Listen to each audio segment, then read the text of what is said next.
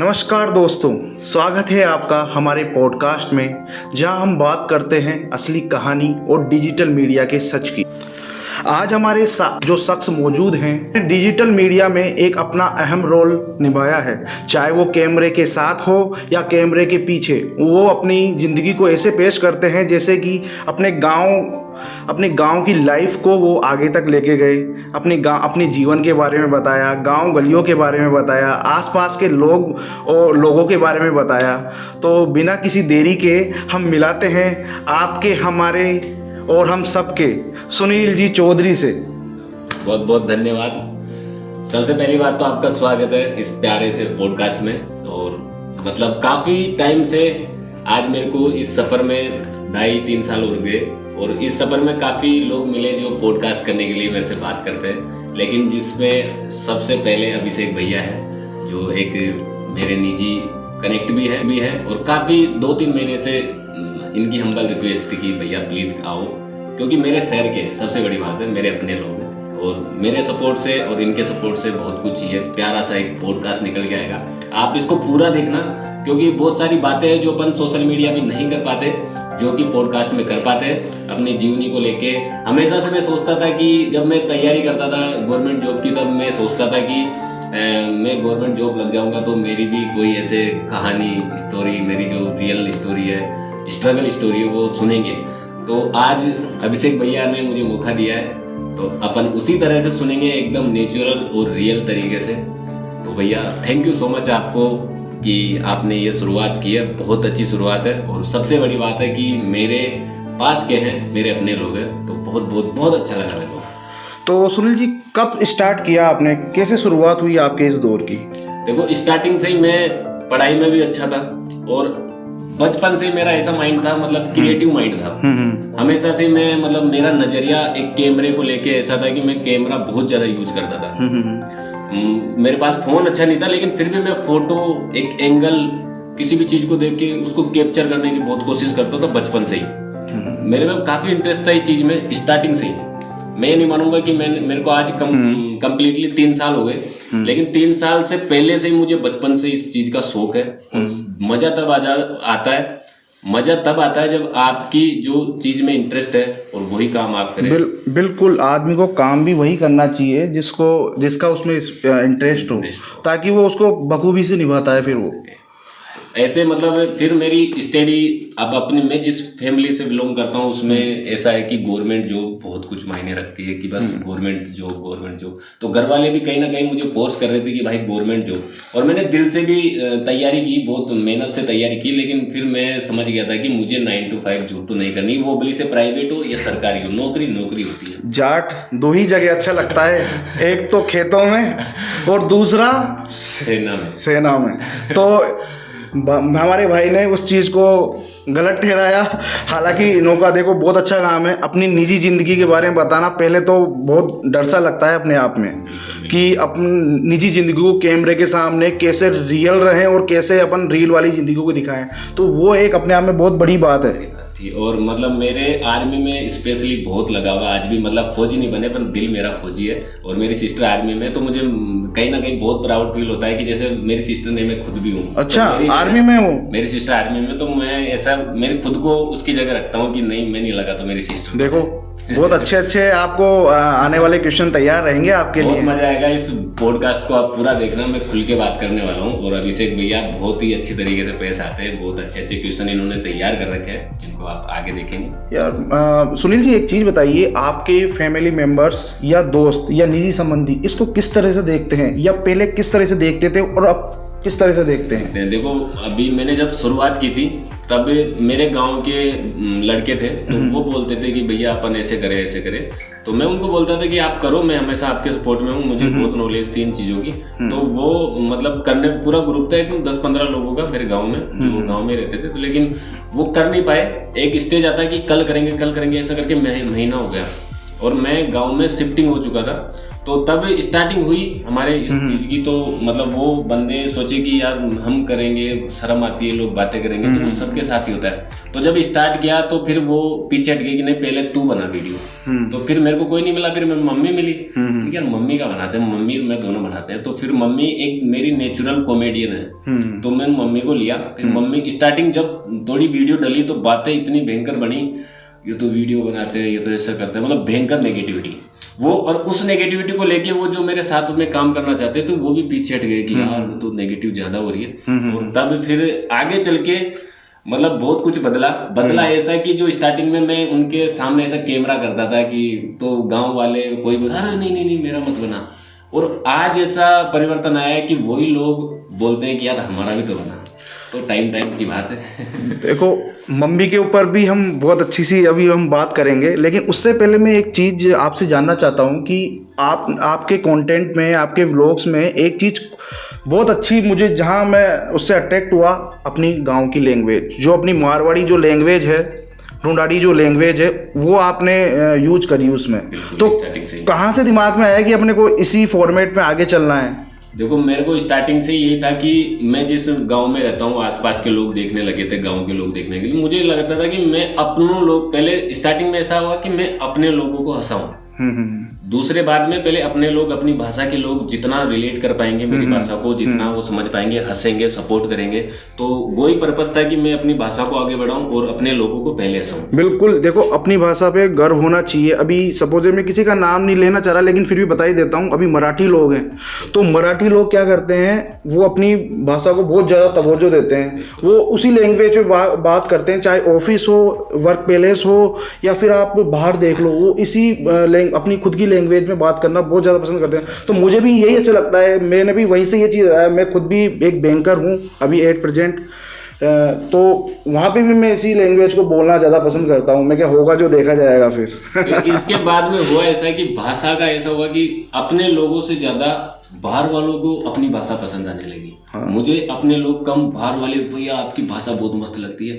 फिर कहीं ना कहीं ये चीज़ रिलेट हुई, मुझे ये चीज़ रिलेट हुई कि यार बाहर वाले अपनी भाषा को इतना पसंद कर रहे हैं, इतना सपोर्ट कर रहे हैं, अपने वाले थोड़ा, अपन जिस टाउन से आते हैं, जिस एरिया से आते हैं, यहाँ पहली बात तो कि मैंने बहुत अच्छी शुरुआत की थी और बहुत ऐसा केस हुआ था कि उस टाइम पे कोई भी शुरुआत नहीं कर रहा था और मैंने की तो बहुत बातें भी बनी, लेकिन धीरे धीरे लोगों को समझ में आ गया। तो एक वो जो सपोर्ट सिस्टम था भाषा को लेके, जैसे मैंने सोशल मीडिया पे काम किया, इतनी चीज़ें देखी है, सबसे ज़्यादा अगर भाषा को चाहने वाले, आपने बोला मराठी लोगों की, लेकिन सबसे ज़्यादा भाषा की डिमांड है भोजपुरी और बिहारी। हाँ, मतलब भोजपुरी में मेरे 2-3 कॉन्टेक्ट है, ऐसे क्रिएटर हैं, उनकी जो भाषा में बनाते हो और ऑल इंडिया देखता है, लेकिन उनके जो लाइक रेशो, कमेंट रेशो इतना ज्यादा रहता है, व्यू रेशो, मतलब उनके जो लोग हैं उनको सच में उनसे ज्यादा कोई सपोर्ट नहीं करता।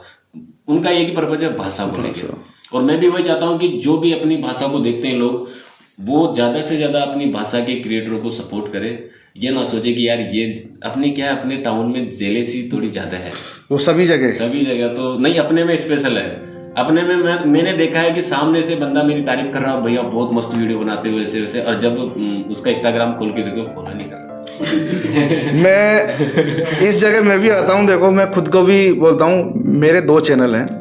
भाई से जब मैं पहली बार मिला तो मैंने इनको फॉलो नहीं किया हुआ था, हालांकि मैं इनको वीडियो देखता था, लेकिन वो दूसरे चैनल पे फॉलो था। मैंने घर पे आके देखा भैया दूसरी जगह फॉलो थे सुनील जी, लेकिन वो जो मेरा चैनल है अभिषेक गुप्ता वाला, उस पर फॉलो नहीं थे। तो मेरी तरफ मत लेना यार उसको। मेरे को नेचुरली सब, मतलब ये चीजें मेरे साथ इतनी हो गई कि मैं सब नॉर्मल है। लेकिन स्टार्टिंग में जब एक दोस्त मिला मेरे को, उसने बोला कि भाई, मतलब मेरा क्लासमेट था, मेरा 11th-12th में साथ में पढ़े थे, तो उसने बहुत सालों बाद में मिला और वो बोला कि भैया बहुत मस्त काम कर रहे हो सुनील भाई, ऐसे वैसे, तेरी वो वीडियो ऐसी, वो वीडियो ऐसी, मतलब उसको मेरी प्रोफाइल के बारे में बहुत कुछ पता था। और जब वहाँ पे मैं बोला कौन सी वीडियो की बात कर रहा है, ऐसे बात आ गई, तो वीडियो की बात आती है, मैंने यार दिखा कौन सी वीडियो, तो मेरे फोन में नेट नहीं चल रहा था, उसके फोन में चल रहा था, तो वो अपने फोन से दिखाने लगा। तो जब वो खुला तो फॉलो ही नहीं था। मैं देख के इतना शौक दिया, यार मेरी प्रोफाइल को मेरे से ज्यादा जानता है, इतनी बार देख रहा है, इतनी तारीफ कर रहा है, तो भाई फॉलो क्यों नहीं किया? यार भूल गया ऐसे वैसे, मतलब बहुत तगड़ा वो होता क्या है, जैसे कभी कभार लोगों में लेक ऑफ नॉलेज की वजह से लोग बाग इस चीज को नहीं कर पाते। वीडियो देखते हैं, रील्स पे आता है कि यार ये अच्छा लगता है, ठीक है, अपन इसको देखे जाते हैं, लेकिन हो सकता है उनको पता नहीं होता है या क्या है जो भी है, तो इस वजह से भी ये भी एक थोड़ा सा लैक ऑफ नॉलेज है। तो आपने बोला फॉलो नहीं करते जो देखते हैं, लेकिन सबसे इम्पोर्टेंट बात यह है कि फॉलो रियल में ही मैटर नहीं करता। आज मैं जिस जगह मैच्योर हुआ हूँ कि फॉलो आप करो नहीं करो, आपकी वीडियो लोगों की फीड में जानी चाहिए। आप जैसे कोई भी इंसान है तो वो मेरे को फॉलो नहीं कर रहा था, लेकिन उसके फीड में मैं घुस रहा हूँ, ये मेरी क्रिएटिविटी है, ये मेरी ताकत है। आप लोग तो चाहते ही हैं कि मेरे फीड में आए नहीं है बंदा, लेकिन मैं जबरदस्ती घुस रहा हूँ, ये मेरी ताकत है, वो मेरे कंटेंट की क्वालिटी है। बस तो मेन है व्यूज। आपको कोई ब्रांड प्रमोशन भी देगी तो वो व्यूज के हिसाब से देगी, तो फॉलोअर जस्ट ए नंबर, बाकी मेन है व्यूज। आपकी वायरल पोस्ट कौन सी थी? पहली मेरी वायरल पोस्ट थी, मैंने एक टारगेट किया था स्टार्टिंग में कि मैं 30 वीडियो बनाऊंगा, अगर 30 वीडियो में से वायरल होती है तो मैं आगे काम करूंगा, वरना मैं छोड़ दूंगा। तो मैंने 27 वीडियो डाल दी, और 27 वीडियो डालने के बाद में मेरे फॉलोअर्स थे 231 फॉलोअर्स थे, और 27 वीडियो डल गई। 3 वीडियो ऑलरेडी बन के पड़ी, मैं सोचा भाई साहब नहीं आएंगे व्यूज और बंद करना पड़ेगा, और 3 वीडियो ऑलरेडी बन के पड़ी तीनों दिन की। उसमें एक वीडियो थी जो दिवाली के पास की थी, तो उसको जैसे हम डालते हैं तो उस पर आए 10,000 व्यू। देख के शौक हुआ कि क्या लग गई अपनी वीडियो में। फिर वो शाम तक 1 लाख, सुबह तक 8 लाख, दूसरे दिन तक मिलियन। मैं देख के मन की भाई चली गई।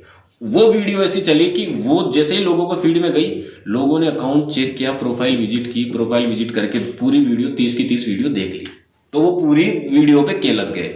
फिर आपके सब्सक्राइबर कितने हुए हो? आप बता रहे हो मेरे 200 कुछ थे, और वहां से सीधे 4000। ऐसे ही दाल बाटी बना रही थी मैं, एक वो फटाका था, सूतली फटाका, उसको खींचते पड़ जाता है, तो मम्मी को कुछ नहीं पता था, मैं एकदम वो फटाका ऐसे करते करते चला गया।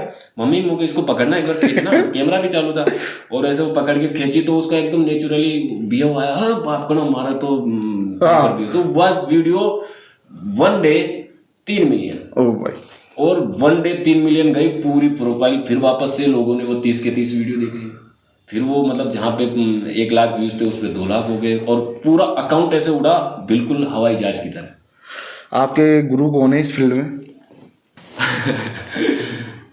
इस फील्ड में मेरे गुरु देखो, सबसे पहले तो मैं खुद ही हूँ, मैंने खुद से बहुत कुछ सीखा है।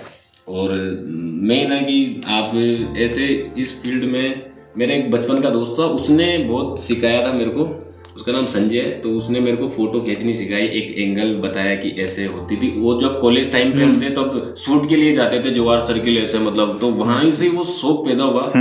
आज भी मैं बहुत मिस करता हूँ मेरे दोस्त को, लेकिन वो अभी है नहीं मेरे पास।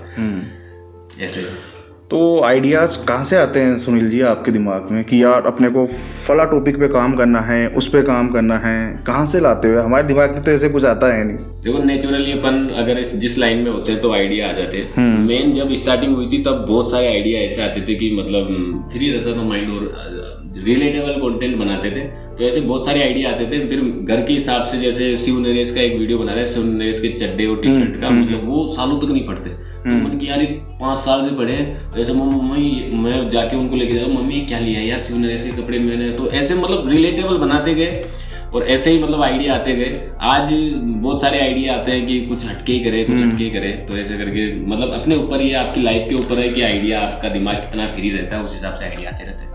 एक चीज़ बताइए सुनील जी, देखो जहाँ पॉजिटिविटी है वहाँ नेगेटिविटी आपको मिलेगी। तो जब आपके कुछ ऐसे हेट कमेंट्स आते हैं तो उसका सामना किस हिसाब से करते हो आप? देखो स्टार्टिंग में तो मतलब ऐसे कमेंट आते तो दिल ही टूट जाता था। जैसे कुछ बताओ ना। मतलब स्टार्टिंग में जैसे हुई तो अब अपने एरिया में या फिर अपने लोग ऐसे उस नज़र से देखते नहीं थे, पहले नेगेटिविटी आती है। देखो कोई भी पॉजिटिव आने से पहले नेगेटिविटी जरूर बिल्कुल आती है। तो उस टाइम पे मतलब ऐसा लगता था जैसे मेरी माँ को कुछ बोल देना कमेंट में कि डोकरी या उम्र को न थारी, डोकरी ये उम्र में क्या कर रही है। और मतलब कमेंट से नहीं, लाइव भी कमेंट होते थे कभी कभी, मतलब मेरे रिश्तेदार गाँव वाले कोई भी, भाई इस उम्र में अच्छी बातें नहीं है, बना दो लेकिन डोकरी मतलब मम्मी ना मतलब। तो ऐसे मतलब काफ़ी चीज़ें नेगेटिव हुई। वो मुझे पता था कि ऐसी चीज़ें होती है, क्योंकि इस एरिया में, इस फील्ड में मैं अकेला तो काम कर रहा था। तो उस चक्कर में फिर वो पॉजिटिव अपने आप होने लगी जब लोगों का प्यार मिलने लगा, रिस्पॉन्स मिलने लगा, और मतलब एक नज़रिए से भाई जानने लगे लोग। तो वो देखते थे कि यार, एक बार मैं अपने रिश्तेदार के गया था तो उन्होंने बोला था कि मतलब काफ़ी कड़वी बात बोली थी, बताना नहीं चाहता, लेकिन कड़वी बात बोली। तो फिर हम उनके घर गए थे, तो उनके घर के बाहर ही ऐसा हुआ कि बच्चे थे स्कूल के, जो स्कूल जा रहे थे, कम से कम 20-25 बच्चे थे। तो एकदम से मेरे को देख लिया, तो पूरे बच्चे सुनील भैया इतनी मतलब हाईलाइट हुई। वो रिश्तेदार देख के भाई साहब ये तो तगड़ी बात हो गई। तो वहां पे जाके मुझे इतनी खुशी मिली ना, मतलब कि वही वो पॉजिटिव हो गई। और वो तो भैया फिर उन्होंने भी फोटो खिंचवाई। नहीं तो वही मैं कह रहा हूँ कि वो रिश्तेदार अब सबसे ज्यादा आपको फोन करते होंगे। अक्सर ये होता है, ये सभी जगह है। ये थोड़ा सा फेम पालो आप, या अपने को मिल जाता है फेम। पहली बात तो हर किसी को ये चीज़ देखो मिलती नहीं है, फेम ये एक उपलब्धि होती है, हर किसी को नहीं मिलती है। तो ये अपने आप में एक बहुत अच्छी बात है। अपने टोंक जिले से एक ऐसी मतलब उपलब्धि प्राप्त करना एक अपने आप में बहुत गर्व की बात है। देखो मैं एक चीज़ बोलता हूँ, फेम ऐसी चीज़ है कि जैसे मेरे पास पहले फेम नहीं था, तो हल्का सा एक एटीट्यूड में रहता था मैं अपने में। ऐसा भी नहीं है कि लोगों को दिखाता, लेकिन जैसे जैसे मेरे पास फेम आते गया, सच्ची बता रहा हूँ, दिल से बता रहा हूँ, मैं बिल्कुल डाउन टू अर्थ हो गया।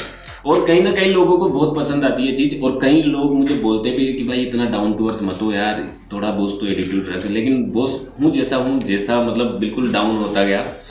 देखो मैं एक बात बता दूं सुनील जी की, हम किसी के थ्रू मिले, ठीक है, हमारी चर्चा हुई पॉडकास्ट में आने की 2-3 महीने पहले, दिवाली के आसपास।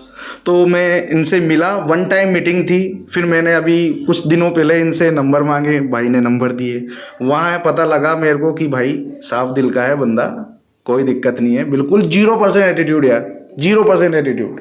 ये मैं आपका वहाँ से मुझे बहुत अच्छी लगी, और ये चीज़ ही होनी चाहिए। देखो कहीं तो मतलब ये चीज़ माइनस पॉइंट भी मानते हैं कि भाई थोड़ा बहुत एटीट्यूड लेके चल, लेकिन इंसान जैसा है वैसा ही रहना चाहिए, उसको बदलने की जरूरत नहीं है। मैं ऐसा हूँ तो मैं ऐसा ही रहूँगा, क्या पता लोगों को अभी नहीं तो कहीं आगे चल के उनको पसंद ना होगा मैं, क्योंकि जुड़ा रहना बहुत अच्छा लगता था। मैं आज के इस टाइम से 2 साल पहले भी तो यही था। बिल्कुल सही बात है। कोई नहीं जानता था, कोई फेम नहीं था, तब भी मैं ऐसा ही था, और आज हूँ तो उससे भी डाउन टू अर्थ हो गया। यही चीज़ होनी चाहिए। अगर कोई क्रिएटर भाई भी देख रहा है तो आप बिल्कुल डाउन टू अर्थ रहिए, लोगों के कनेक्ट में रहोगे आप।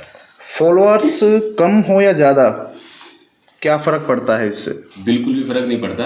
मेन होता है कि आपको फेस टू फेस कितने लोग जानते हैं। जब आप लोगों के सामने जा रहे हो, जैसे अभी हम आपके यहाँ पे आ रहे थे, भैया को बताया कितने लोग मिले। अच्छा, लोग में भी देखा, मैं चूक गया उस चीज से।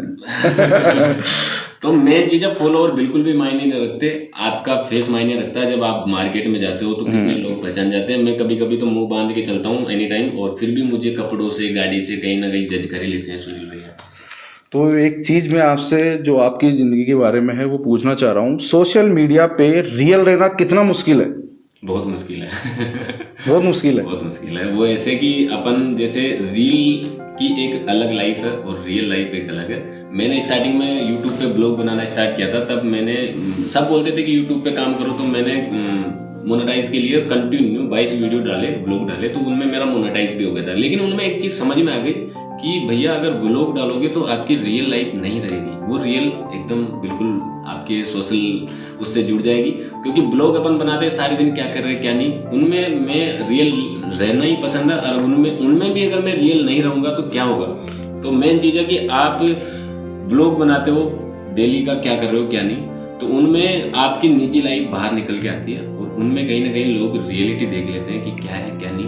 तो बहुत फर्क है। इस वजह से मैं ब्लॉग भी बहुत कम बनाता था, फुल ब्लॉग, क्योंकि मुझे थोड़ी पर्सनल लाइफ अलग रखनी होती है।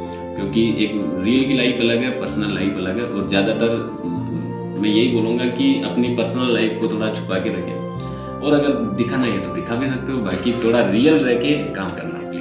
कुछ लोग तो अपना मतलब पूरी फैमिली के साथ व्लॉग बनाते हैं, तो फिर उसमें और आप जो कर रहे हो काम, उसमें क्या फ़र्क नज़र आता है आपको? देखो, फैमिली के साथ में अगर आप काम करते हो तो उससे आपकी जो देखने वाले हैं वो भी एक फैमिली ही जुड़ेगी। जैसे मेरी वीडियो पूरी फैमिली देखती है, कोई भी ऐसा अश्लील या कुछ भी, बिल्कुल बिल्कुल, हाँ हाँ, तो वो आज भी मतलब बूढ़े जो आपकी मम्मी है वो बहुत पसंद करेगी मेरी मम्मी, मतलब उनको बहुत पसंद आएगा। काफी लोग इतने मिलते हैं मेरी मम्मी के, मतलब बूढ़े बूढ़े लोग, यार तारी मम्मी को वीडियो घड़ो चौका लगे, तो वो चीजें बहुत पसंद आवा, फैमिली जुड़ जाती है उससे। दुनिया आपसे मोटिवेटेड होते हैं, और आप किस चीज़ से मोटिवेट होते हैं? मैं मेरे काम से मोटिवेट होता हूँ। अगर मैं सारे दिन में कुछ नहीं करता तो मैं बहुत होपलेस होता हूँ। शाम को मेरा दिमाग खराब हो जाता है कि यार आज कुछ किया क्यों नहीं, और जिस दिन कुछ कर लेता हूँ उस दिन अलग ही खुशी रहती है, तो वो एक मोटिवेशन है। दूसरी सबसे बड़ी मोटिवेशन ये है कि लोग जब मुझे मिलते हैं तब तारीफ करते हैं, वीडियो की कंटेंट की तारीफ करते हैं, तब बहुत कुछ वो मतलब इतना मेरे से ज़्यादा सोच के रखते हैं, भाई बहुत आगे जाएगा, बहुत ऐसे करना है वैसे करना है। तो मतलब मैं ये सोचता हूँ कि भाई मैं इतना नहीं सोचता जितना लोग मेरे बारे में सोचते हैं कि भाई मेरे को वहाँ देखना चाहते हैं वो। और सबसे बड़ी बात ये है कि लोग मेरे से बहुत उम्मीद करते हैं, तो मैं कहीं ना कहीं उनकी उम्मीदों पे खरा उतरूं, तो इसलिए यही मोटिवेशन है। बहुत प्यार देते हैं, तो ये सबसे बड़ा मोटिवेशन। कुछ बताना चाहोगे अपने पास्ट के बारे में? हाँ बिल्कुल। आपने कहाँ पे अपना स्कूलिंग किया? मैंने स्कूलिंग की थी गांव में 9th तक, और 10th में मैं जयपुर चला गया। तो वहाँ पे भी प्राइवेट में 1 साल पढ़ा, फिर गवर्नमेंट में पढ़ा। ठीक है। सांगानेर हाई सेकेंडरी में मैंने पढ़ा। 12th मैंने राहुल स्कूल से की, और राहुल स्कूल के बाद में फिर मेरे को मतलब मैं पढ़ाई में दिमाग तो भयंकर था, हर चीज़ में ही था, लेकिन ये था कि मेरे को और कुछ करना है, पढ़ाई नहीं करनी। तो वो मैं कर ही पाई नहीं था, मैं बंक पे रहता था बहुत ज़्यादा। तो फिर मतलब 1 महीने पहले 12th की 1 महीने पहले मेरे को किसी ने बताया कि भाई ऐसे राजस्थान कॉलेज मिलेगी, अगर पढ़ ले परसेंटेज बन जाएगी तो राजस्थान कॉलेज मिलेगी। तो फिर मैंने 1 महीने में इतना 2-3 बार कोर्स किया और मैंने बना लिए 77% बनी मेरी 12th में। तो मेरे जिस घर में मैं रहता था उसके मतलब मेरा मकान मालिक, उसने भी एक्सपेक्ट नहीं किया था कि मेरी 77 बन गई, क्योंकि उसके सामने तो मैं रहता था, तो 24 घंटे में कुछ नहीं करता था। तो वो देख के हैरान, वो मेरे को ऐसे बोलता है कि सुनील तूने भी नहीं सोचा होगा तेरी 77 बन जाएगी। फिर मैं उनको बोलता हूँ उनको, दीदी मैंने तो मेरी टाने की सोच रही थी 77 क्योंकि मैं बहुत मतलब पढ़ाई में ऐसा था कि पढ़ाई करता था और नहीं करता तो नहीं करता था, ऐसा था। फिर मेरी राजस्थान कॉलेज में एडमिशन हो गया। तो राजस्थान कॉलेज में एडमिशन होते थोड़ा आउट चला गया। कॉलेज लाइफ में होते हैं, सभी आउट होते हैं, बंक फंक और सब नाइट आउट करना। तो फिर मेरे को घर वाले वापस कॉलेज ही चेंज करवा दी, मतलब गवर्नमेंट कॉलेज करवा दी। तो गवर्नमेंट कॉलेज में मैंने स्पोर्ट भी खेला, एथलीट था मैं, मतलब 800 मीटर और 1600 मीटर की तैयारी करता था, SMS स्टेडियम जाता था। तो उसी टाइम से मैं मतलब सांगानेर से SMS स्टेडियम साइकिल से आना, कॉलेज भी साइकिलिंग का बहुत भयंकर शौक रहा। काफी दूरी हो गई है तो सांगानेर मैं साइकिल से जयपुर से गाँव आ जाता था। हाँ इतना शौक रहा है। 60 कम से कम तकरीबन 75 किलोमीटर। बिल्कुल, और वो भी रोडवेज से 1 घंटे के अंतराल में, मतलब रोडवेज जैसे 2 घंटे लगाती थी, मैं 3.5 घंटे में आया हूँ। तो मतलब ये, और गांव से आने के बाद में मैंने गांव वालों को ये नहीं बताया कि मैं जयपुर से गांव आ गया, क्योंकि कोई मानने को तैयार ही नहीं था। तो मैंने ये बोला कि मैंने निवाई से आया हूँ, मामा जी की साइकिल है। खुद को सपोर्ट कर रहे हैं हम चीज को यार। कम से कम 80 किलोमीटर दूर आदमी कैसे आएगा यार। साइकिलिंग का ऐसा मेरा मतलब साइकिलिंग से ऐसा जुड़ा हुआ है। साइकिल मैंने स्कूल से बहुत चलाई है। कौन सी, रेंजर या फिर दूसरी बड़ी वाली? सबसे मतलब शुरुआत तो वही कैची से होती है और कैची के बाद में फिर एक मेरे पापा ने ला के दी। फिर जयपुर गए तो वहाँ पे भी मैंने साइकिल ली। और फिर लास्ट टाइम में जब कॉलेज होगी मेरी, कॉलेज में भी साइकिल चलाई। फिर उसके बाद में समझ में आया अब क्या करना है, तो फिर मेरे को डिस्टर्ब हुआ कि यार अब क्या करना है। फिर मतलब कुछ इंटरेस्ट था, लेकिन मैं उस टाइम पे बोला, जब कॉलेज हो गई तो घर वालों को बोला था कि मेरा थोड़ा कैमरा दिला दो, क्योंकि उस टाइम पे शूटिंग जो फोटो शूट होता था उसका बहुत शौक था। तो मैंने कि यार किराए पे दे दूंगा कि मैं अपना काम चला लूंगा कैमरे को किराए पे, और ऐसे करते हैं। लेकिन घर वाले बोले नहीं, गवर्नमेंट जॉब ही करनी है। तो उस चक्कर में वो वहीं पे डिले हो गया। फिर मैंने B.Ed की। फिर मेरी दीदी नौकरी लग गई थी, और मतलब दीदी नौकरी लगते ही फिर थोड़ा मोटिवेशन आया कि मुझे भी लगना है। सही है। तो मैं नौकरी की तैयारी करने लगा दिल से, भाई चलो अब दिल से ही पढ़ते हैं। तो मैंने B.Ed भी साथ में की, उसके साथ 2 साल मैंने जी जान से पढ़ाई की, एक कमरे में बंद, यारी दोस्ती सब कुछ छोड़ के। और वही एक पीरियड याद आता है कि मैंने रियल में मेहनत की थी। तो वहाँ पे की थी मैंने, फिर पुलिस की एग्जाम दी, क्योंकि मेरे पास NCC भी थी कॉलेज टाइम पे। अच्छा। तो NCC से बहुत लगा हुआ, उसकी कहानियाँ किससे अलग ही है। तो फिर NCC में ऐसा था कि मैं एक बार पुलिस में पास हो जाऊँ, फिर मेरिट में तो 10 नंबर एक्स्ट्रा जुड़ जाएंगे तो मैं हो जाऊँगा। मेरिट में कोई निकाल नहीं सकता। तो पुलिस का एग्जाम दिया मैंने, नंबर भी बहुत शानदार आए थे। तो धौलपुर से मैंने भरा था, तो धौलपुर में 16 सीटें थी। तो मेरे नंबर बहुत थे, जो भी देख रहा था बोला हो जाएगा। लेकिन वहाँ पे ऐसा हुआ, रिजल्ट आया था तो मैं सरसों निकलवा रहा था गाँव, और एकदम से बीच में ही रिजल्ट का फोन आया। रिजल्ट आया, मैं देखा, देखते ही नंबर ही नहीं था, क्योंकि वहाँ पे 16 सीटों पे एक्स सर्विसमैन लग चुके थे। उस भर्ती में ऐसा हुआ था, पूरे एक्स सर्विसमैन लिए थे। तो फिर उसके बाद में मैं दिल ही मतलब अंदर से आवाज़ आई मुझे करनी नहीं है जॉब। आपने अभी पापा की बात कही, पापा ने साइकिल दिलाई। कितना टाइम हो गया पापा की तबीयत खराब हुए? मेरे पापा को 6-7 साल हो गई, पर उनका ऐसा था कि वो ऐसे एकदम से जैसे कोई लकवा आता है ना, तो एकदम से लकवा नहीं आया था, धीरे धीरे करके मतलब स्टेप बाय स्टेप वो जैसे पहले जीप तुलतुलाने लगी, फिर हल्का हल्का पैर घिसटने लगा, फिर हाथ, फिर अकड़न बढ़ने लगी, तो ऐसे धीरे धीरे करके वो हुआ। तो उसके बाद तो जिम्मेदारी और बढ़ गई। मैं पढ़ाई करता था, उसी टाइम पे भी इतना डिस्टर्ब रहता था कि पढ़ाई भी करना है, घर पे भी संभालना है, खेती भी करनी है, कभी इंजन खराब हो रहा है, कभी क्या हो रहा है, कभी लाइन बिछानी है, कभी पापा को वहाँ दिखाने जाना, मम्मी को यहाँ लेके जाना, तो वहाँ पे भी मैं प्रॉपर पढ़ाई नहीं कर पा रहा था। तो फाइनेंशियली भी आपका डिस्टर्ब हुआ उस टाइम पे? बहुत ज़्यादा, मतलब पापा थे कमाने वाले। क्या काम करते थे पापा? मेरे पहले लो फ्लोर चलाते थे। अच्छा अच्छा। और उससे पहले उनकी जीवन बहुत अलग रहा है, मतलब उससे पहले का मतलब जब हम छोटे थे तब ऐसे था कि बहुत अच्छे पोजीशन पे थे, लेकिन फिर थोड़ा डाउन हो गए थे, और फिर डाउन ऐसे हुए कि बिल्कुल हालात खराब हो गए थे। तो अभी कैसे, क्या सही है वो? अभी सही है, हो जाएंगे मतलब पूरा फाइनल सही होने में? नहीं, रिकवर तो पूरे हो नहीं रहे, अच्छी तरह से रिकवर नहीं हो रहे एकदम हष्ट-पुष्ट, लेकिन वही गाड़ी घुटती जा रही है, वो सामने बैठा रहा है, सबसे इम्पोर्टेंट बात है। नहीं नहीं सही है, कहते हैं ना कि बड़े बुजुर्ग का तो आशीर्वाद ही काफी होता है। ये तो वो ऐसे हुआ। तो अगले 5 साल आपने क्या कोई तैयारी कर रखी है कि अपने को, मतलब कहाँ स्टैंड करना है अपने को आगे? कौन सी ऊंचाई छूनी है? देखो, मैं अभी भी ऐसा है कि मैं जब जयपुर से आया, उससे पहले मैंने पढ़ाई छोड़ी। पढ़ाई छोड़ते मेरे घर वाले बहुत डिस्टर्ब हुए कि पढ़ाई को छोड़ दी, नाराजगी थी मेरे सबसे। और पढ़ाई छोड़ने के बाद में ऐसा हुआ कि घर वाले बोला अब क्या करेगा, उनकी कुछ भी कर लूंगा, घूम लूंगा, काम कर लूंगा। तो जॉब की मैंने 1 साल में 8 जगह नौकरी की। 8 जगह? पहली जॉब कौन सी थी? पहली जॉब थी ड्राइवरी। ड्राइवरी कहाँ पे? नहीं नहीं कोई बात नहीं, देखो मेरे को गर्व महसूस होता है ये। मैंने एक पोस्ट भी की थी। हाँ, उस पोस्ट पे एलविस यादव के साथ में थी वो। एम्बुलेंस यादव। उसमें भी बात करेंगे। तो वो पोस्ट डाली मैंने, तो तब मैं एक ललित होटल में पार्ट टाइम वैली में काम कर रहा था, गाड़ियों को पार्क करने में। ललित होटल ये शायद अपने बस स्टैंड के आसपास, जयपुर मालवीय नगर। अच्छा। तो वहाँ पे मतलब गाड़ियों को पार्क करने का काम था, तो पार्ट टाइम में चला जाता था वहाँ पे। तो मेरी उस दिन ड्यूटी लगी जिस दिन एलविस यादव आया हुआ था। तो मुझे पता नहीं था, वहाँ पे भीड़ इकट्ठ हो रही चारों, मतलब एकदम पूरी होटल जाम थी, मतलब इतनी रास्ता में अंदर जाके कौन आ रहा है, कि ऐसे आ रहे हैं। मैंने फिर भी हाईलाइट नहीं लिया। कौन से सन की बात है ये? 2022 की। 22 में तो केयर फेम ले लिया था उसने बहुत तगड़ा फेम ले लिया था। वो मतलब बिग बॉस से आते ही जयपुर का पहला मीटअप था। अच्छा। उसमें बहुत तगड़ा हुआ था। तो वो जैसे ही लोग आ रहे थे, भैया मेरी फोटो करा दो, आप अंदर घुसने नहीं दे रहे होटल में। मैं सोचा यार अपन तो ले ही लेते हैं पहले तो मैंने वो फोटो ली जल्दबाजी में, मतलब एलविस भाई का ध्यान भी नहीं था उसमें। फोटो में आपको दिख रहा होगा तो वो नीचे देख रहे थे, एकदम फोटो ले ली। फिर उन बंदों को बताया कि मैंने ले ली, तो बड़े खुश हुए। फिर उस फोटो को मैंने डाला नहीं, क्योंकि मैं नहीं चाहता था कि मैं काम कर रहा हूँ किसी को पता चले। तो फिर और वो कोरोना काल था, तो मैं मास्क लगा के गाड़ी पार्क करता था, किसी को पता भी नहीं चलता था। और ऐसा होता था कि पढ़ रहे हैं और फिर ऐसा काम करते तो अपनी जो समाज है या लोग रिश्तेदार हैं वो तुच्छ समझते हैं। ये नहीं देखते कि बंदा मेहनत कर रहा है, मजबूरी क्या है उसकी, वो चीज़ नहीं देखते। वो फिर जज करते हैं कि यार ये तो ऐसे कर रहा है। लेकिन ड्राइविंग लाइन के अलावा भी देखो एक हुनर था मेरे पास ड्राइविंग का। ड्राइविंग मैंने बहुत की है, अच्छी लग्जरी। वहाँ पे होटल में मेरे को काफ़ी ऐसे होता था, तो ड्राइवरी मेरे को बहुत अच्छे से आती थी।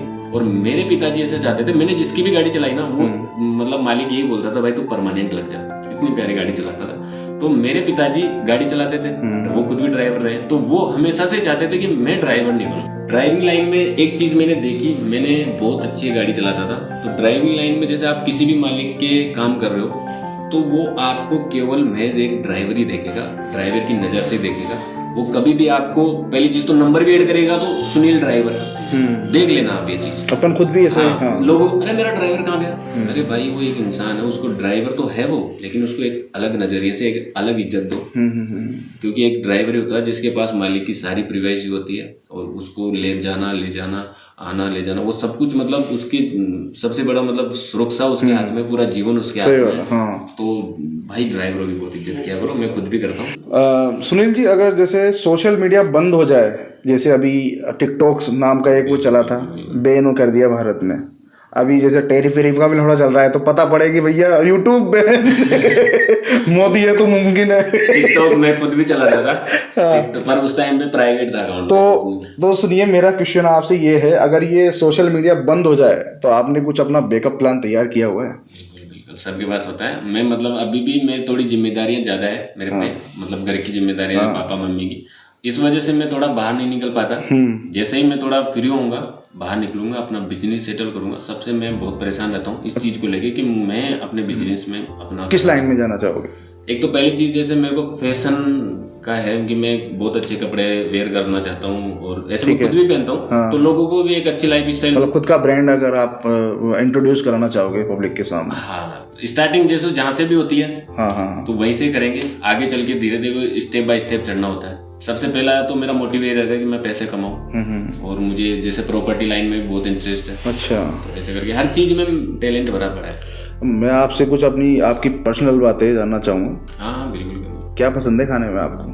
खाने में बाटी दाल बाटी राजस्थान का भोजन। सुबह या शाम कभी बाटी तो बनती रहती है। चटनी बहुत पसंद है, चटनी, लहसुन की चटनी बहुत ज्यादा। मी टू, मेरे को भी।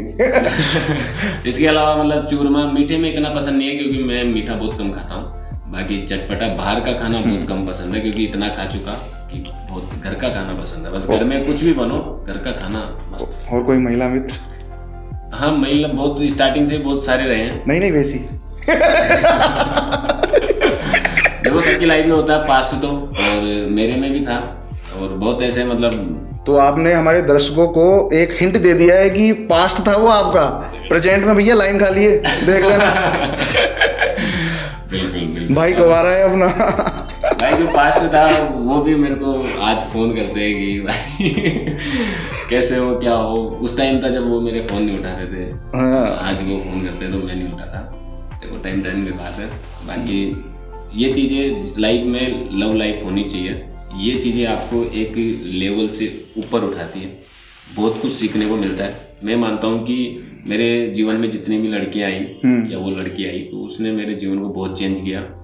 मुझे बात करने का सेंस नहीं था, रहने का सेंस नहीं था, तो ये चीज़ें पुश करती है आपको आगे। आप एक लिमिट क्रॉस करते हो जब आपकी लाइफ में लड़की आती है। बात होती है ऐसे नॉर्मली नहीं होती, पर ऐसे काम से होती है सबसे। ठीक है, तो आपके बहुत सारे मैसेज आएंगे आपको। बाकी अब मैं ऐसे सोचता हूँ, पिछले कई सालों से ऐसे सोचता हूँ कि जो भी मिले परमानेंट मिले, ऐसे मतलब टाइम पास नहीं करना। तो मेरा नेक्स्ट क्वेश्चन भी ये, शादी कब कर रहे हो? वही मैं बोल रहा हूँ कि मेरे को चाहिए तो परमानेंट ही चाहिए, और मैं शादी तभी करूँगा जब मुझे मेरे टाइप की लड़की पसंद आएगी, वरना मैं ऐसे रहूँगा। समाज में इंटरकास्ट थोड़ी। देखो अगर मेरे को कोई भी लड़की अगर पसंद आती है तो कास्ट बिल्कुल मैटर नहीं करती, बिल्कुल करनी भी नहीं चाहिए, करनी भी नहीं चाहिए, क्योंकि मैं इन चीज़ों से उठा हुआ हूँ। अगर अपनी कास्ट में तो अलग ही बात है, मजा आ जाएगा। लेकिन अगर मेरे को कोई पसंद आ जाए तो फिर मैं कुछ नहीं देखूंगा। और मेरा इस चीज में फैमिली भी सपोर्ट करती है कि वो ये बोलती है कि तुझे पसंद क्यों नहीं आ रही। तो कहीं ना कहीं अभी बहुत ज्यादा बिजी रहते हैं, इस टाइम भी नहीं निकाल पाते एक्चुअल में। काम ही ऐसा रह गया ना, अगर लड़की को टाइम देंगे तो फिर सही बात है, अपने काम पे फोकस नहीं रहे। जब आप सुनील जी, जैसे कभी आप कहीं जाते हो, लोग बाग आपको पहचानते भी है काफ़ी, तो आपकी क्या जिम्मेदारी का एहसास होता है कि मेरे को कैसे रिएक्ट करना है, कैसे क्या नहीं? सबसे पहले तो मतलब ये देखते ही मेरे को चेहरे पे मुस्कान आ जाती है। कोई भी देखता ही वो एक स्माइल से पता कर जाता हूँ भाई पहचान गया है। अच्छा सा लगता होगा ना। हाँ, फिर वो जब बात होती है तो मैं मतलब उसकी उम्मीदों पे खरा उतरूँ। जैसा मतलब वो बोल नहीं पाता, ज्यादातर ये होता है कि लोग बोल नहीं पाते भैया फोटो, तो मैं आगे से बोलता हूँ फोटो लेनी है, तो वो चीजें हो जाती है। साथ में वो चाहते हैं कि ब्लॉग में भी आए, तो मैं ब्लॉग में भी ले लेता हूँ। जैसे मैं कहीं पे भी जाता हूँ तो भाई मिलते तो है। मैं केदारनाथ गया तो वहाँ पे भी मिले बहुत सारे लोग। अच्छा, केदारनाथ तक? केदारनाथ, उसका वीडियो भी डाला था मैंने। और गोवा गया तो वहाँ पे भी मिला, ट्रेन में जा रहे थे तो वहीं पे भी यार भैया देखे हुए लग रहे हैं।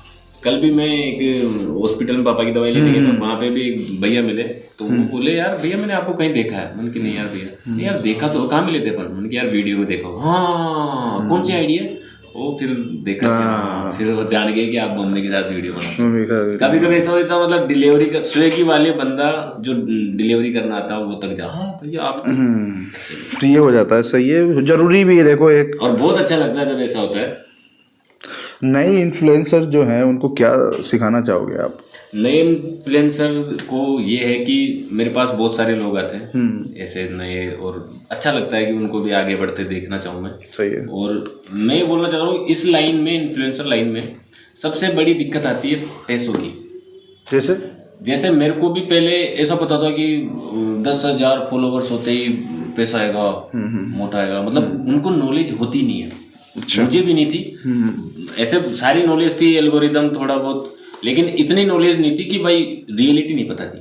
जब मैं लाइन में घुसा, धीरे धीरे 10,000 फॉलोअर्स भी हुए, मिलियंस व्यूज भी आने लगे, तो मैं दिमाग में था यार पैसे कहाँ से आएंगे। तो वो चीजें, उनको भी यही चीज होती है कि नए इन्फ्लुएंसर को यही बोलता हूँ कि भाई पहले पूरी नॉलेज लो, उसके बाद में आप उतरो इसमें, इस फील्ड में। क्योंकि अगर आपको पूरी नॉलेज नहीं होगी तो आप, हो सकता है कि फाइनेंशियली आपको प्रॉब्लम रहे, या फिर आपको ग्रोथ करने में दिक्कत रहे, या फिर सबसे बड़ी हो जाती है कि अकाउंट में कुछ ना कुछ प्रॉब्लम आ जाती है, किसी का अकाउंट उठ जाता है। हाँ यार सुनील जी, मुझे इस चीज़ के बारे में बताइए ना, मैं आपको बीच में रोक रहा हूँ। जैसे अभी कुछ लोग कहते हैं कि मेरा अकाउंट हैक हो गया या उड़ गया, तो क्यों ऐसा लोग बाग करते हैं? कि क्यों जेलसी या क्या चीज़ रहती है ऐसी अपने आप अकाउंट हैक हो जाता है, उड़ जाता है? अभी हमारे साथ तो ऐसा हुआ नहीं, अक्सर हो जाता है। हाँ। मेरे साथ भी अभी तक तो नहीं हुआ। हाँ। मैं मतलब केयरफुल रहता हूँ। बाकी जैसे नॉर्मली हो जाता है कि आप जैसे, एक तो अंडर 13 का केस लग जाता है कि 13 साल से नीचे। अच्छा, वो लड़की की शायद रूही पीयू के लग गया था वो। तो उसके अलावा होता है कि आप जैसे इंस्टाग्राम पे बात कर रहे हो, मैसेज कर रहे हो, उसमें भी कितनी अश्लीलता है। अच्छा। आप कितने अश्लील कंटेंट शेयर कर रहे हो। अच्छा। कैसी पोस्ट कर रहे हो, तो उनका भी बहुत मैटर होता है कि आप, आपकी सारी चैटिंग वहाँ पे दिखती है, सब कुछ। मतलब ऐसा होता था कि अभी जो MMS वायरल हुआ था ना, वो जो लोगों ने अगर शेयर किया था ना, उनके अकाउंट सारे सस्पेंड हो गए। उसके अलावा रिपोर्ट का इतना, अगर आपका गलत कंटेंट है तो ही रिपोर्ट वैलिड होगी। अच्छा। अगर गलत कंटेंट नहीं है तो कोई माइंड। हाँ, मैं यही देख रहा था कि जैसे मान लो कहते हैं कि रिपोर्ट कर दूंगा, इसका तो वो हो जाएगा, इसका हो जाएगा। स्कैम इतने ज्यादा होने लग गए आज इंस्टाग्राम के माध्यम से। तो इंस्टाग्राम भी इतना ज्यादा अवेयर हो गया, अपनी जो साइबर क्राइम ब्रांच है वो भी इतनी अवेयर हो गई कि गलत कंटेंट के अलावा भी जो स्कैम कर रहे हैं, जैसे आपने कभी किसी को स्कैनर भेजा होगा या वैसे, और अगर आपकी आईडी प्रूफ नहीं है, आईडी पे अपलोड, आपकी अकाउंट पे अगर आईडी प्रूफ नहीं है, फोन नंबर, मेल सही नहीं है, तो सीधा सस्पेंड करता है। ऐसे एक साथ ही होता है कि 10 लाख अकाउंटों को सस्पेंड किया, ऐसे होता है। कुछ दिनों में होता है ऐसा, फिर उसमें बहुत सारे लोगों को चला जाता है। जब बहुत सारे भाई आते हैं मेरे पास की ऐसा, तो उस पीरियड में अगर वो सही से सबमिट कर देता है तो वो वापस आ जाती है। अगर उसमें, अगर वो जैसे बोल रहा वैसे नहीं किया तो फिर वो डिसेबल हो जाती है, और फिर उसको लाने में बहुत ज्यादा पैसे लगते हैं, डिमांडिंग होती है। मीटा वालों की जो एजेंट होते हैं वो बहुत पैसा मांगते हैं। तो ये ब्रांड वैल्यू, जैसे जो अभी आप ब्रांड प्रमोशन पे भी जाते हो, तो उसका मतलब किस प्रकार से इफेक्ट होता है सामने वाले पे? क्यों, मतलब क्यों आपको बुलाए? पहली चीज तो मतलब व्यूज और फॉलोअर्स एक पहचान बन गई है, और लोग जानते हैं, सभी वीडियो देखते हैं। तो इस चीज का अब डिजिटल हो गया जमाना, लोग देखते हैं तो आज अखबार पढ़ना या टेम्पलेट वो सब कोई देखता नहीं है। वीडियो इन्फ्लुएंसर ऐसे हो गए कि वो आपकी ब्रांड को प्रमोट करना जानते हैं। जैसे मैं तो गारंटी के साथ बोलता हूँ कि भाई रिजल्ट आएगा, आप करवाओ तो सही। और उस मैटर में आज तक जितने भी करवाया तो उनको अच्छा प्रॉफिट हुआ, बार बार डिमांड करते हैं। ये कि पैसे तो लगते हैं लेकिन उनको बहुत अच्छा फायदा मिलता है। और वो मेरी भी जिम्मेदारी बनती है कि मैं उनको 100% दूं, और उन्होंने अगर पैसा खर्च किया तो उनको 100% फायदा होना चाहिए। तो शुरुआती दौर से आपने मदर के साथ अपने वीडियोस बनाना स्टार्ट किया। मदर को ही क्यों चुना आपने स्पेशल इसके लिए? क्योंकि मेरी मदर मतलब इतनी प्यारी है, और उसके जीवन का संघर्ष इतना ज़्यादा रहा है कि कभी उस पर भी बात करेंगे। लेकिन मेरी मदर रियल लाइफ में भी एक कॉमेडियन है। तो हमने कॉमेडी से स्टार्ट किया, तो वो मतलब वो उसकी शख्सियत ऐसी है कि वो कुएं पे भी जा रही है और बीच में 2 लुगाइयाँ मिल गई तो उनको मतलब हंसमुख करके फिर जाएगी। अच्छा। तो मतलब उसका अंदाज ही ऐसा है, और आज भी उसका अंदाज लोगों को बहुत पसंद है। आपकी मदर का और आपका जो एक वीडियो मुझे पर्सनली बहुत अच्छा लगा था, वो था R15 वाला। दोस्त था, वो लेके आया गाड़ी, लाते ही मन किया और एक काम करते हैं, इसका प्रैंक बनाते हैं मम्मी का। तो मैं घर पे गया, मम्मी चाय बनाने ऊपर गई थी, तो मैं गाड़ी खड़ी करके उनकी मम्मी को आते, मम्मी थाली ले रहा, पूजन नई गाड़ी है। मेरी मम्मी मेरे पास अपाची है, तो उसको ही लेके बहुत परेशान रहती है कि इस पे माते ही नहीं है, सीट ऊंची है ऐसे। तो वो मतलब एकदम से नेचुरल गुस्सा करने लगी, ले जाए इसको तो ऐसे, मतलब बाप करके 4 पिया की लिया तो। तो उसमें मतलब वो नेचुरल लगा लोगों को। वो नहीं, वो सच्ची में वो उस टाइम वैसा ही रिएक्शन था क्या उनका? सेम, हैं? बिल्कुल। अच्छा, मतलब आपने ओरिजिनल स्क्रिप्टेड नहीं था। अरे वाह। मैं मतलब ज्यादातर कोशिश करता हूँ, मतलब भाई ऐसे तो बिना स्क्रिप्ट ही रहे वही अच्छा लगता है। नहीं लगता वही ना, अभी आपने बताया वो विदाउट यानी स्क्रिप्ट था। हाँ, वो वाला मेरे को बहुत अच्छा लगा। जैसे वो धागे वाला था दिवाली, वो बिना पट्टे से। हमारे विशाल भैया आ चुके हैं और अभिषेक भैया और विशाल भैया साथ में ये काम स्टार्ट कर रहे हैं। बहुत ही प्यारा है और मतलब दोनों भाई बहुत मेहनत कर रहे हैं। अब मतलब पर्सनली विशाल भाई के बहुत सारे क्वेश्चन हैं और स्टार्टिंग से जुड़े रह रहे हैं, हमारे वीडियो देखते रहे और आज मिलके काफ़ी अच्छा लगा इनको भी मुझे भी। तो भैया अब आगे पूछेंगे अपन से। हाँ जी भैया। तो सुनील जी बताइए, सबसे पहले तो ये आपकी स्माइल का क्या राज है? देखो मतलब हमेशा तो नहीं, पर एक टाइम के बाद में मैं हंसता हुआ चेहरा मतलब हमेशा यही रह गया मेरा। मतलब किसी भी बात को लेके, किसी भी चीज़ को लेके मैं मतलब हमेशा मुस्कुराता रहता हूँ। तो कहीं ना कहीं इसके पीछे का राज हो सकता है कि बहुत सारे दुख हो। मैं मतलब हर चीज़ को इस स्माइल के पीछे छुपा लेता हूँ। तो हर एक इंसान हंसने वाले है, कोई भी जो हंसता हुआ है तो उसके पीछे बहुत लंबी कहानी होती है। बाकी मुझे हंसते रहना और लोगों की कोई सी भी बात हो, मतलब मेरे जीवन में अगर जितना बुरा हो जाए या हो सकता है उसको सुन के सबसे पहले मुझे हंसी आती है। हमेशा फ्रैंक रहते हो आप। मतलब मैं अपने दुख को भी हंस के जाहिर करता हूँ। ऐसी आदत सी हो गई है और अच्छा लगता है, लोगों को पसंद आती है मेरी स्माइल। सुनील जी, आपके इस फील्ड में सबसे बड़ी चुनौती क्या रही?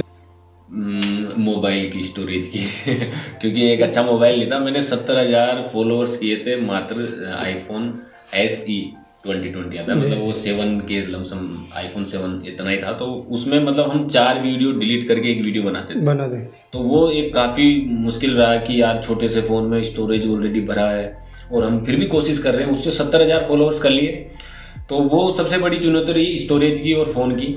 तो फिर एक टाइम बाद में वो भी आया। तो ऐसी इसके अलावा भी चुनौतियां, जैसे नए डेली भाई आज कौन सा वीडियो डालना है, डेली की टेंशन हो जाती थी, चुनौती हो जाती थी कि आज वीडियो क्या डालना है। तो वही चीज़ पे काम करते रहे हैं, क्योंकि काम के अलावा भी वीडियो पे ध्यान देना और उसको हैंडल करना, उस चुनौती सबसे बड़ी रही कि मैं घर की जिम्मेदारी भी संभाल रहा हूँ और वीडियो की चुनौती भी ले रहा हूँ। कंटिन्यू डेली वीडियो डाल रहा है, तो ये सबसे बड़ी चुनौती रही है। इसको मैं कैसे भी करके पार किया हूँ। ऐसा कौन सा फेलियर रहा है जिससे आपने कुछ सीखा?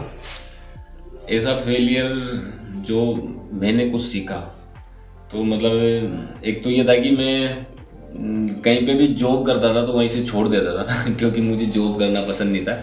और वो मतलब ऐसा लगता था कि गुलामी जैसी ज़िंदगी लगती थी। तो वो चीज़ छोड़ के मैं आज बड़ा खुश होता हूँ कि यार नहीं हुई तो सही है। और ऐसा आज का अगर गवर्नमेंट जॉब को मैं देखूँ या फिर प्राइवेट को देखूँ तो खुद को बहुत अच्छा पाता हूँ कि यार मैं मतलब सही था। जॉब तो वैसे भी नहीं होती और आज जिस लेवल पे हूँ या प्राइवेट नौकरी या सरकारी नौकरी करता तो उतना तो मैं कमा भी सकता हूँ। अभी भी आपके जीवन में कई काम ऐसे हैं, उनके अलावा इन सोशल मीडिया के कामों को आप कैसे मैनेज करते हैं? अभी मतलब मैंने जैसा होता है कि मैं ज़्यादातर यही चाहता हूँ कि कंटेंट मेरा ऐसा रहे कि बस बातों बातों में निकल जाए। तो वही रहता है कि मेरे ऊपर इतनी जिम्मेदारियां हैं कि घर का काम, रिश्तेदारी, कहीं आना जाना, पापा को आज वहाँ दिखाना, आज दवाई लाना, मम्मी को वहाँ लेके जाना, आज कौन से खेत में क्या काम है। तो मतलब इतनी सारी जिम्मेदारियां, मैं चाहता हूँ कि अगर कोई मेरी जगह कोई और होता तो शायद गिव अप कर देता, क्योंकि ऐसी घर की जिम्मेदारियां ऐसी होती है कि आदमी बहुत ज़्यादा परेशान हो जाता है उनसे। लेकिन फिर भी मैं कंटिन्यू रहा, कैसे भी करके रात भर नहीं सोता था, एडिटिंग कर करके कैसे भी करके मैंने मतलब कंटिन्यू रखा। बिना पैसों में काम करने में आपकी क्या सलाह है? बिना पैसे में काम करने में मज़ा नहीं आता। जैसे स्टार्टिंग तो रहती है, उस टाइम पे पैसा भी नहीं आता था, पर फिर भी लोगों की बातें वो लगती थी, उनको साबित करके दिखाना है, तो वो चीज़ें होती थी। और फिर जब आज ऐसा टाइम है कि पैसा नहीं आता तो मज़ा नहीं आता, क्योंकि आप इतनी मेहनत कर रहे हो, रात दिन कर रहे हो, तो भाई अर्निंग होनी चाहिए। तो उसके लिए भी काम करते हैं, ब्रांड आती है, प्रमोशन आते हैं, अपने लोकल के लिए आते हैं, फेसबुक से यूट्यूब से भी करने की कोशिश कर रहे हैं। तो पैसा आता है तो आपको 2 गुना मज़ा आता है जब काम के साथ साथ में पैसा भी आता है ना। तो मैं भैया ने पूछ भी रहे थे कि इन्फ्लुएंसरों को क्या कहना, तो मैं हर इन्फ्लुएंसर को या फिर आने वाले कोई भी क्रिएटर उनको यही बोलना चाहूँगा कि पैसों के ऊपर काम करो, क्योंकि पैसों को आप साथ में लेके चलोगे तो आप बहुत अच्छा कर पाओगे। क्योंकि लास्ट में जाके यही मोटिवेशन होता है कि पैसे कितने आ रहे हैं, क्योंकि हर इंसान सामने से मिलता है, वो उसकी यही मुंह पे बात रहती है कि भैया पैसे कितने क्या आते हैं, तो उसका जवाब जरूर होना चाहिए। अगर वो जवाब नहीं दे पाए तो आपको वो जवाब अंदर ही अंदर खाएगा कि यार पैसे नहीं आ रहे। तो पैसों के लिए काम करना बहुत इंपॉर्टेंट है। फॉलोअर्स के लिए आपका क्या मैसेज है? यही है कि बस आप जुड़े रहो, और हमेशा से मैं ये चाहता हूँ कि कुछ अलग करके कुछ नया कंटेंट लाऊं। कुछ मैं ये मानता हूँ कि वो फॉलोअर्स नहीं है, मेरी फैमिली मेम्बर है, और उनको अभी मैं उनकी नज़र में एक इन्फ्लुएंसर हूँ, लेकिन मैं चाहता हूँ कि आने वाले टाइम पे मैं उनको इन्फ्लुएंस कर सकूँ कि यार वो एक मोटिवेशन की तरह ले मुझे, और ये नहीं कि कुछ सीख पाए मेरे से कि यार इस बंदे ने बिल्कुल यहाँ से स्टार्ट किया था यहाँ तक पहुँचा, तो वो भी कुछ सीख पाए। तो और हर इंसान से मैं जुड़ा रहूँ लंबे समय तक, यही है कि आप प्यार देते रहो मुझे। तो अभी आप चोमू गए थे, हाँ, तो वहाँ पर आपने एलवीस यादव से मिला, तो वहाँ पर एक एलवीस यादव का आपने एम्बुलेंस यादव के नाम से कुछ ऐसा वीडियो बनाया। था। वो ऐसा हुआ कि जब हम आईपा में गए थे अवार्ड में, तो मेरी मम्मी से एम्बुलेंस यादव ही नाम निकला।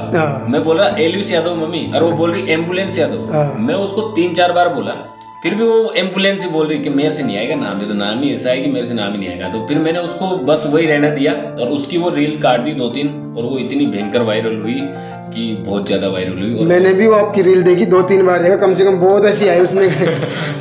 मतलब आती है, मतलब एकदम से कोई नई चीज सुनने में आती है, तो मतलब तो भाई ने भी नहीं सोचा होगा कि मेरा एम्बुलेंस यादव नाम निकल गया। तो वो एक मजाकिया था, और बहुत लोगों को अच्छा लगा था कि वास्तव में नाम नहीं आया था कि मम्मी को एम्बुलेंस यादव आ गया, तो आ ही गया नेचुरली। एलवीस यादव नहीं आया, बुजुर्ग आदमी है, उनसे नहीं आता नाम। इतना प्रचलन हो गया आपका, अभी तक इतने बड़े बड़े अवार्ड शो भी करिए है आप। अब तक बड़े से बड़े कौन से ऐसे क्रिएटर से आपकी मुलाकात हुई? जैसे मतलब एक तो जयपुर के बहुत सारे लोग हैं, जैसे एलवीस भाई भी मिले, उनके अलावा राजस्थान के बहुत सारे क्रिएटर भी मिले। और मेन चीज़ मैं इतना नहीं मिल पाया पर्सनली ज़्यादा टाइम तक, क्योंकि मैं घर से थोड़ा बंधा हुआ हूँ, बाहर नहीं निकल पाता। और मैं भी चाहता हूँ कि मेरा एक सफ़र हो जो पूरे क्रिएटरों से मिलता हुआ हूँ, लेकिन वो हो ही नहीं पा रहा। घर के काम काज में फ्री नहीं हूँ। मैं चाहता हूँ कि सबसे मिलूँ, लेकिन ऐसा टाइम आएगा कि मैं सबसे मिलता हुआ जाऊँगा। तो ऐसे बहुत सारे लोग रहे। मेरे एक सर भी थे, अखंड स्वरूप पंडित, तो स्टार्टिंग में मैं उनसे मिला था, और मैं आज भी उनको बहुत बड़ा मानता हूँ। वो IAS की नौकरी छोड़ चुके थे, और वो टीचिंग लाइन में थे, और इन्फ्लुएंस भी करते थे लोगों को। आज भी वो बहुत अच्छा कर रहे हैं, और उनको देख के मैं काफ़ी मोटिवेट होता हूँ। तो मेरी नज़र में वो सबसे बड़े थे मेरे लिए। आगे अगर आपको बड़े पर्दे पर काम करने का मौका मिले तो आप करोगे? मैं अगर बड़े पर्दे पे काम करूँगा तो करने की सोच भी रहे हैं, क्योंकि मैं चाहता हूँ कि जो अपनी लैंग्वेज है और अपना जो एरिया है, यहाँ से जो लोग निकल रहे हैं, यही साथ में मिलके एक अच्छी कम्युनिटी बना के एक अच्छा काम करें। जैसे आज इस टाइम पे भोजपुरी और जो लोग हैं वो अपनी खुद की सीरीज ला रहे हैं, मतलब नेटफ्लिक्स उनके सामने झुक रहा है, भाई हमारे यहाँ पे आओ। मतलब यूट्यूब के दम पे वो इतना कुछ कर रहे हैं, पार्ट वाइज सीरीज ला रहे हैं। जैसे अमित बड़ाना भी लेके आया था, वैसे ही मतलब ऐसा कुछ हो, उससे अपना जो और भी इन्फ्लुएंसर है उनको भी मौका मिले, और वो भी आगे बड़ा। ऐसे देखो एक साथ बड़े पर्दे पे नहीं जा सकते। मैंने भी 1-2 पिक्चर का वो दिया था, लेकिन उनमें बहुत अलग ही है, कास्टिंग होती है, फिर वो पैसे मांगते हैं, उनका कमीशन होता है, बहुत अलग लफड़े हैं। लेकिन मैं चाहता हूँ कि इसी लेवल से आगे बढ़ता रहूँ। अगर आगे चल के बड़ा पर्दा मिलता है तो जरूर काम करूँगा। सबकी ख्वाहिश होती है कि आगे चल के काम करें। तो अभी जैसे अपनी लोकल लैंग्वेज में राजस्थानी फिल्में बनती है, राजस्थानी फिल्म में जैसे मैं पन्या साबर जी से मिला, तो उन्होंने भी बोला कि माता राम और तुझे लेंगे। जैसे अपने राजस्थानी स्टेज पे होती है पिक्चरें जो होती है, उन पे भी ऑफर आई हैं, और उन पे काम करेंगे आगे चल के। क्योंकि अभी जैसे हमारी जो कम्युनिटी है इधर के आसपास, जैसे अपने पीयू हो गई, 2-3 और ऐसे लोग हैं जो हमारी टीम में हैं, वो सब ऐसा सोच रहे हैं आगे को कि अपन खुद ऐसी एक फिल्म बनाए राजस्थानी, जो राजस्थानी स्टेज पे आ सके। और राजस्थानी स्टेज पे ऐसा ऐप बन चुका है जिससे मतलब लोग बहुत ज़्यादा जुड़ चुके हैं, और वो अपने लिए बहुत बढ़िया है। तो मौका मिलना चाहिए आई थिंक सबको, और मुझे मिला तो मैं ज़रूर काम करूँगा। आज के युवाओं को जो सोशल मीडिया पर काम कर रहे हैं उनको आप क्या संदेश देना चाहोगे? यही देना चाहूँगा कि कभी भी मतलब होपलेस ना हो। अगर आपको जुनून और अच्छी इसमें नॉलेज है और आपको करना ही है, तो नेगेटिविटी को साइड में रख देना और बस काम करते रहना। एक दिन आएगा जब आपको अंदर से खुशी होगी, जब रेस्पॉन्स आने लगता है ना, तो बहुत अच्छा है। और मैं मानता हूँ कि आजकल जैसे इंस्टाग्राम पे अटके पड़े हैं, तो इंस्टाग्राम के अलावा फेसबुक और यूट्यूब, इनको भी साथ में लेके चले। तीनों प्लेटफॉर्म पे कहीं ना कहीं आपको रेस्पॉन्स मिलेगा, तो आपको वो मोटिवेशन मिल जाएगा। ऐसा होता नहीं कि लोग इंस्टाग्राम पे डाल रहे हैं रील, तो उसके अलावा आप फेसबुक पे भी डालो, यूट्यूब पे भी डालो। तीनों जगह में से एक छोटा सा भी अगर आपको पुश मिलता है तो बहुत मोटिवेशन मिलता है, और फिर काम में आपके सफाई आने लगती है और मजा आने लगता है। सही कंटेंट बनाने का तरीका कुछ?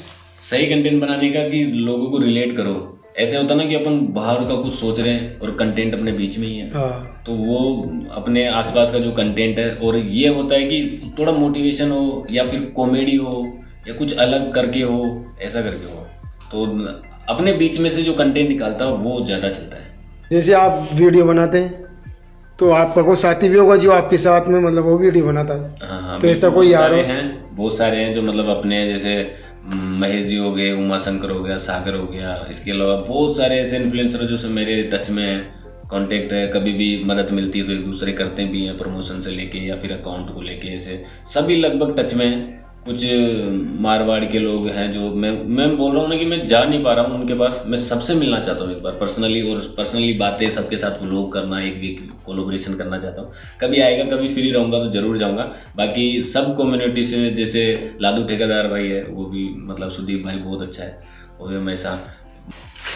तो बहुत बहुत धन्यवाद सुनील जी आपका, जो आपने आपका जो कीमती समय निकाल कर हमें दिया, इसके लिए आपका बहुत बहुत धन्यवाद। आपका भी बहुत धन्यवाद, आप बहुत अच्छा काम कर रहे हो। देखो, एक आपके भी एक लगन थी कि ये कुछ अलग करना है, और बहुत अच्छा कर रहे हो आप। मेरे एरिया से तो मेरी फुल मतलब ये होती है कि मैं आपको फुल सपोर्ट करूँ, आप भी मुझे करें, और ऐसे ही चलता है। देखो, एक दूसरे के हाथ से हाथ मिलने से आगे बढ़ता है लोग। बाकी बहुत बहुत धन्यवाद विशाल भाई, बहुत अच्छा लगा। देर आए पर दुरुस्त आए, पर आए जरूर हमारे सुनील जी हैं। बहुत अच्छा लगा, आप बहुत अच्छी वार्ता रही भाई के साथ। मैं चाहता हूं कि आगे भी हमारा जो दौर है ऐसे ही निरंतर हम कुछ ना कुछ लाते रहें आपके लिए, और बहुत कुछ आएगा मैं आशा करता हूं। मैं खुद के बिहाफ पे कर रहा हूं, पहले इनसे पूछा नहीं, लेकिन खुद के बिहाफ पे कर रहा हूं। कुछ ना कुछ आएगा आपके लिए, बहुत कुछ अच्छा आएगा, ये मैं आपसे सभी से वादा कर रहा हूं। बहुत अच्छी जगह आप हम दोनों को देखोगे एक ही क्लिप में बहुत जल्दी। तो मतलब भैया से मिलकर बहुत खुशी हुई, और जैसे विचार रखते हैं, जैसी बात करते हैं, बहुत अच्छा है।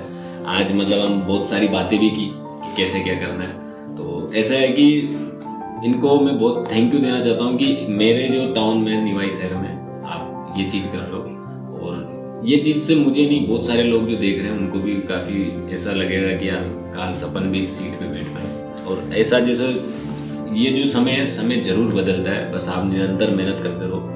सबको यही कहना मेरा। बहुत ही ज़्यादा हम्बल है हमारे सुनील जी, बहुत ही ज़्यादा रिलैक्स रहते हैं, और स्माइल इनके हमेशा फेस पे रहती है। तो ये इनका पॉजिटिव पॉइंट मुझे जो अच्छा लगा एज ए होस्ट में और एज ए दोस्त में, इनसे यही कहूँगा कि इस जो आपकी शीतलता है इसको बरकरार रखिए, यूं ही आप निरंतर आगे बढ़ते रहिए। हमारी और बालाजी महाराज की भी यही कामना करूँगा कि आप निरंतर आगे बढ़ते रहिए, और यूं ही हमको सबको हंसाते रहिए, एंटरटेनमेंट करते रहिए। जय श्री राम, जय बालाजी। मेरा स्पेशल आप सभी से यही कहना है कि इस चैनल को आप सब्सक्राइब करें, वीडियो को लाइक करें, और इस पूरे पॉडकास्ट में क्या चीज़ आपको अच्छी लगी जिसका आप कमेंट करें। और सबसे बड़ी बात है कि आप अगर और कुछ कोई क्वेश्चन रह गया भैया से तो उसके लिए समझ आते हैं, लेकिन आप अगर कमेंट करोगे तो अगली बार वो क्वेश्चन आपके बीच में जरूर लाएंगे। और ये बताना कि अगली बार कौन हो इस सीट पे इन्फ्लुएंसर, वो भी आप कमेंट करके बताना। सब्सक्राइब जरूर करें। बाकी थैंक यू सो मच, आपने इतना कीमती समय निकाल के पॉडकास्ट देखा। आई होप कि आपको अच्छा लगा होगा। बाकी तो अभिषेक भैया को बहुत बहुत शुक्रिया, मजा आ गया सर। बहुत बहुत आभार साहब आपका, बहुत बहुत आभार। जय श्री